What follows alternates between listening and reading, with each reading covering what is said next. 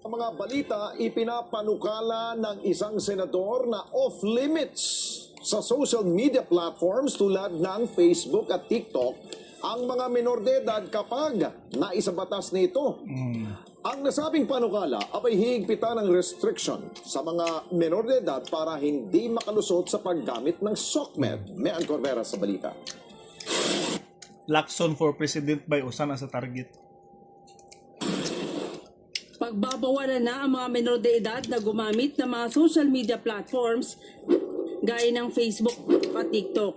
Yan ay kapag lumusot ang panukalang batas na inihain ni Senator Ping Lacson. Sa panukala, uutusan ang social media platforms na i-take down ang accounts na matutukoy na menor de edad o wala pang 18 taong gulang ang gumagamit. Aatasan din ang mga social media platforms na magkaroon ng paraan para matiyak ang edad at identity ng gagamit ng account gaya ng ID verification at facial recognition, regular na audit ng user account, data at paglikha ng age restrictions sa platforms. Yes. Kailangan silang kumuha ng third-party age verification providers. Nababahala si Lacson dahil batayan niya sa mga pag-aaral, ang labis na paggamit ng mga bata ng SOCMED ay maaring magdulot ng problema sa mental health, Yes. gaya ng pagkabalisa, depresyon at social isolation.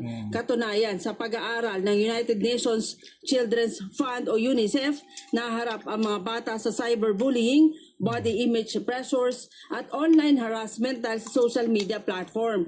Dahil dito nais niyang Daghan na rip. Check ninyo sa uban balita. Mga minor gamit og SOCMED nga disgrasya. tularan ng ibang bansa gaya ng Australia na magkaroon ng mahigpit na patakaran para i-regulate ang access ng mga minor de edad sa mga SOCMED at online Yes. platforms. Yes. Sa kanyang panukalang batas, aatasan Dapat bawal na pud na sa video sa content ang mga minor. ang Department of Information and Communications Technology na mag-monitor sa pagsunod ng mga social media platforms sa paghihigpit at maaari nitong iutos ang pag-take down sa account na gamit ng mga minors.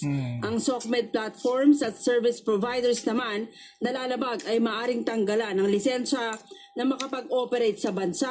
Bukod pa sa multang 1 milyon hanggang 20 milyong piso at arawang multa na 100,000 pesos para sa bawat araw ng hindi pagsunod sa batas. Pagmumultahin naman ang internet service providers ng hanggang 3 milyong piso kapag hindi nila maipatupad ang disabling order na ito ng DICT laban sa mga SOCMED platforms. Yes.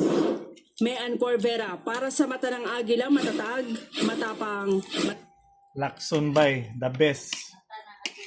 Actually, dugay na yun siya. Tani siya sa mga platform kung mag-register ka. Sa mga mga age limit pero dili kay sa mga ba? Di kay sa mapatupad. Ngunit karon by Lacson. The best kini siyang idea.